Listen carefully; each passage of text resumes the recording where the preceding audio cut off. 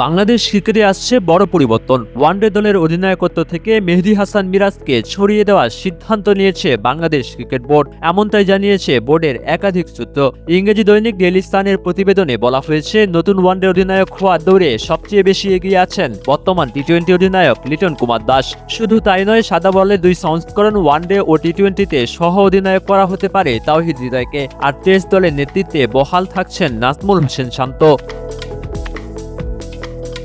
মঙ্গলবার মিরপুর শেরেবাংলা জাতীয় ক্রিকেট স্টেডিয়ামে বিসিবির সভায় এ বিষয়ে চূড়ান্ত অনুমোদন দেওয়া হতে পারে বলে জানা গেছে। শুরুর দিকে ওয়ানডে অধিনায়কত্ব আবারও শান্তকে ফিরিয়ে দেওয়ার আলোচনা থাকলেও শেষ পর্যন্ত সীমিত ওভারের 2 সংস্করণে একজন অধিনায়ক রাখার পরিকল্পনায় গিয়েছে বোর্ড। সে কারণেই ওয়ানডের দায়িত্ব লিটনের হাতে তুলে দেওয়ার চিন্তা করছে বাংলাদেশ ক্রিকেট বোর্ড বিসিবি।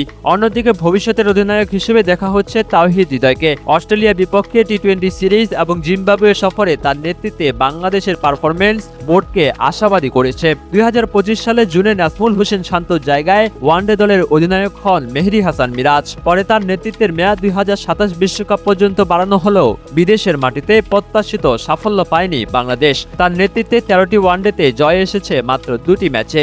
সবকিছু ঠিক থাকলে 3 সংস্করণে 3 জন অধিনায়কের মডেল থেকে সরে এসে আবারও নতুন নেতৃত্ব কাঠামোয় ফিরছে বাংলাদেশ ক্রিকেট। এখন দেখার বিষয়, বিসিবির আনুষ্ঠানিক ঘোষণায় সত্যি কি বাংলাদেশের নতুন অধিনায়ক হিসেবে দেখা যাবে লিটন কুমার দাসকে?